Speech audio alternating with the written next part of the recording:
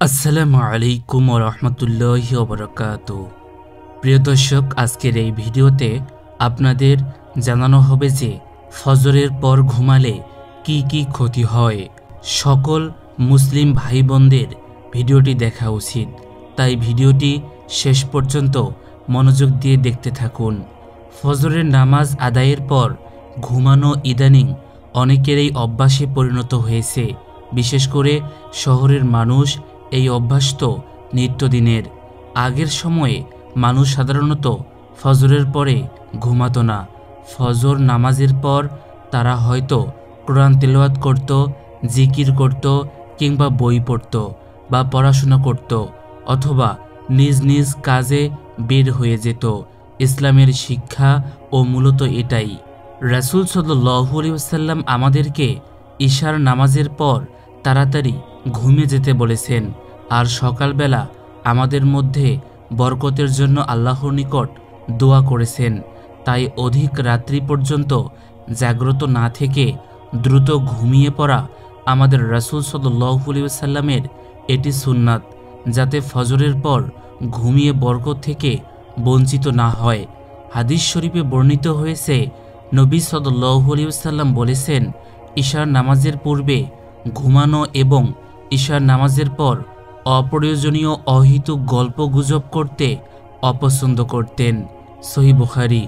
অন্য আরেকটি হাদিসে রাসূল সাল্লাল্লাহু আলাইহি ওয়াসাল্লাম বলেছেন, তোমরা ইশার নামাজের পর 1/3 রাত পরিমাণ সময়ের মধ্যে ঘুমিয়ে পড়ো এবং ইশার আগে ঘুমিও না, এবং ইশার পর না ঘুমিয়ে অহেতুক গল্পগুজব করো না। তবে কোনো ভালো কাজের জন্য ইশার পর কিছুক্ষণ জাগ্রত থাকলে সেটা ভিন্ন বিষয়।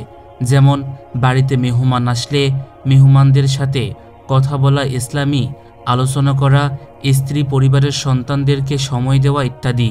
মনে রাখতে হবে, তাড়াতাড়ি ঘুমানোর অনেকগুলো উপকারিতা রয়েছে। শরীরকে আরাম দেওয়া, কেননা দিনের ঘুম রাত্রির ঘুমের ঘাটতি পূরণ করতে পারে না। আর যারা শেষ রাতে তাহাজ্জুদের জন্য জাগ্রত হতে ইচ্ছুক ব্যক্তি সহজে জাগ্রত হতে সক্ষম হওয়া ইত্যাদি। সুতরাং উত্তম হচ্ছে ইশার পর তাড়াতাড়ি ঘুমিয়ে যাও এবং ফজরের পর না ঘুমানো। ফজরের পরের সময়টাতে রাসূল সাল্লাল্লাহু আলাইহি ওয়াসাল্লাম তার উম্মতের জন্য বরকতের দোয়া করেছেন। প্রিয় নবী সাল্লাল্লাহু আলাইহি ওয়াসাল্লাম ভোরবেলায় কাজের বরকতের জন্য দোয়া করেছেন। হযরত সাখার আল গামিদি রাদিয়াল্লাহু তাআলা আনহু থেকে বর্ণিত, নবী সাল্লাল্লাহু আলাইহি ওয়াসাল্লাম এ দোয়া করেছেন, হে আল্লাহ, আমার উম্মতের জন্য দিনের শুরুতে বরকতময় করুন। বর্ণনাকারী বলেন, এজন্য রাসূল সাল্লাল্লাহু আলাইহি ওয়াসাল্লাম কোনো যুদ্ধে অভিযানে বাহিনী পাঠানোর সময় দিনের শুরুতেই পাঠাতেন। বর্ণনাকারী আরও বলেন, হযরত সাখার রাদিয়াল্লাহু তাআলা আনহু তার ব্যবসায়িক কার্যক্রম ভোরবেলা শুরু করতেন। এতে তার ব্যবসা অনেক উন্নতি হয় এবং তিনি প্রচুর প্রাচুর্য লাভ করেন। সকালবেলার ঘুম অনেক সময় শরীরের জন্য ক্ষতিকর হতে পারে, অনুরূপভাবে সফলতা অর্জনে ও প্রতিবন্ধকতা সৃষ্টি করতে পারে। হযরত ফাতেমা বিনতে মুহাম্মদ সাল্লাল্লাহু আলাইহি ওয়াসাল্লাম থেকে বর্ণিত, তিনি বলেন, একদা রাসূল সাল্লাল্লাহু আলাইহি ওয়াসাল্লাম আমার ঘরে এসে আমাকে ভোরবেলায় ঘুমন্ত অবস্থায় দেখলেন।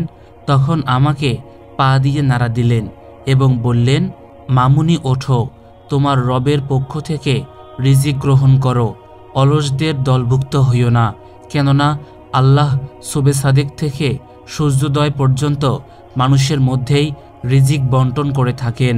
খুব ভোরে ঘুম থেকে ওঠা সম্পদ ও জ্ঞানের জন্য পূর্ব শর্ত, বলা যায় সফলতার চাবিকাঠি, কেননা ভোর রাতে বা দিনের শুরুতে সবচেয়ে বেশি কল্যাণ থাকে।